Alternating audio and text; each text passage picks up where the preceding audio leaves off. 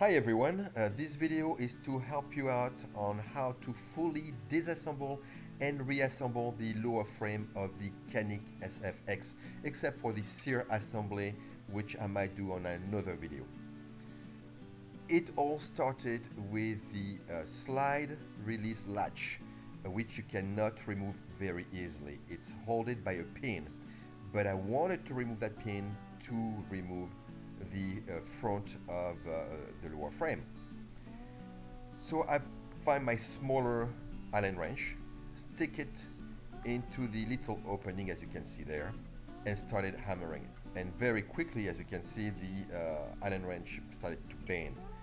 I then use a little screwdriver, which I don't like very much because that's not the right tool for the job, but it did end up working very well.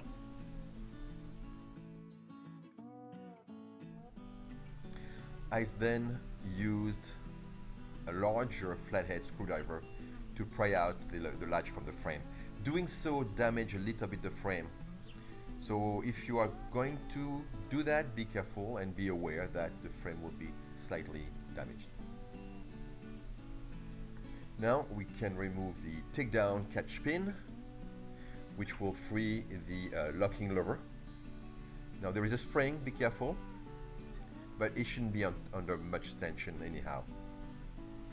Then it's time to remove the 3 pins, and my punch is a bit small, so it's only pushing the pin out so far, and I'm going to use a screwdriver again, which I don't like, but it's only the last push of the pin. And then I need to remove the other pin to free the locking block.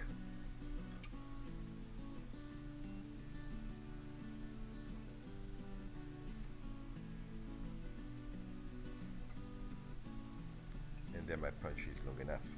Now one more pin to be able to remove the ejector, and the ejector is what is holding the trigger mechanism and the sears. And again, my punch is too short, so I'm going to have to use my screwdriver.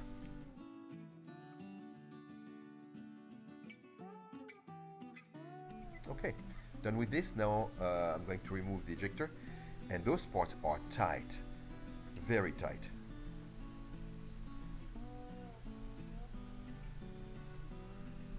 And then finally the trigger spring is good to go. And the ejector, as well as the locking block, are made of steel. That is really a good thing because it reinforces the entire frame. And like the ejector, the locking block is also sitting very tight inside the frame. And here is the slide stop spring, the slide stop, there, and the entire trigger assembly. All can be removed. It is time to remove the magazine catch spring and magazine catch.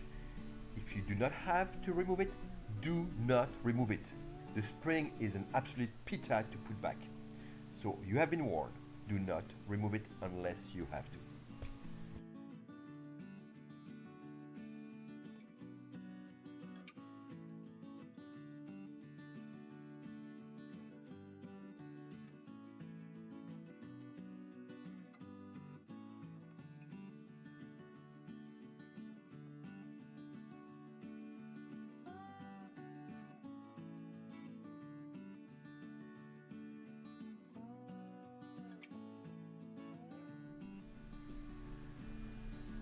Okay, that's it. I have enough.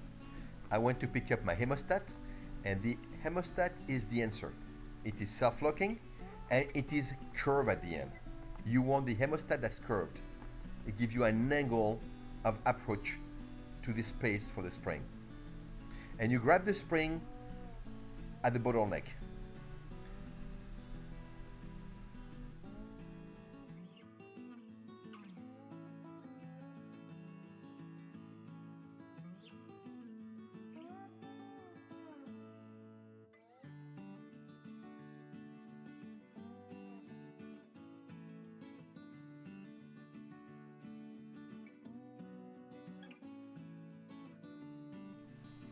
And here is another part not very easy to put back together.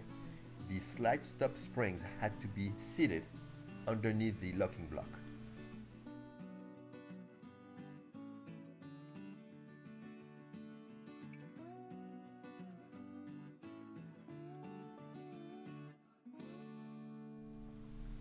To reinstall the slide stop, it is probably easier to tilt the gun onto its right side. It will open a space between the frame and the trigger assembly. When installing the slide stop, you will be covering its spring, so you will have to, with a fine screwdriver, you will have to go fish for the spring and move it back on top of the slide stop. Now you want to put back the pins onto the frame and locking block. To help you doing this, you will take a punch and drive it through the frame and locking block. This will allow you to push back the pin on the other side. And then you keep on hammering it down until it's back in place.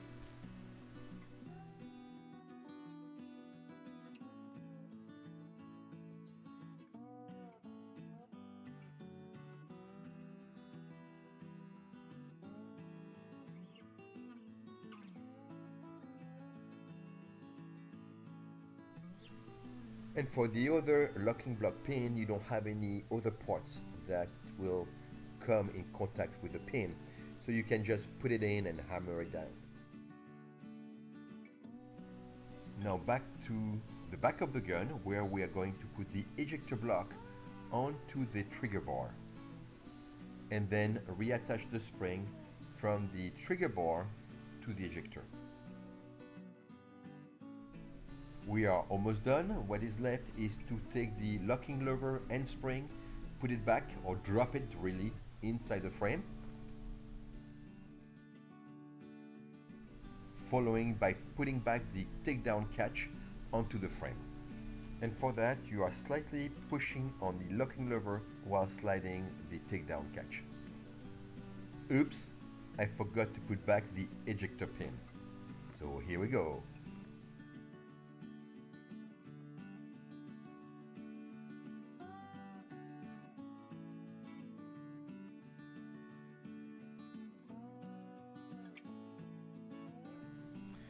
The last piece I have to put back now on the gun, it's the takedown catch piece. Now remember, I had to pull out a pin, and I do not want to put back the pin into it, because that's going to be a real pain in the butt every time I need to clean my gun.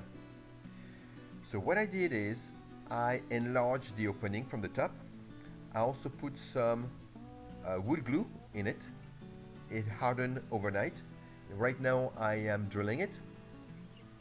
And then I took a 1.5 millimeter glasses screw, you know, those very small screws, at my local glasses store, and I'm going to use this to hold that piece onto the pin, and it will be flush or almost flush, and it's going to work really, really well.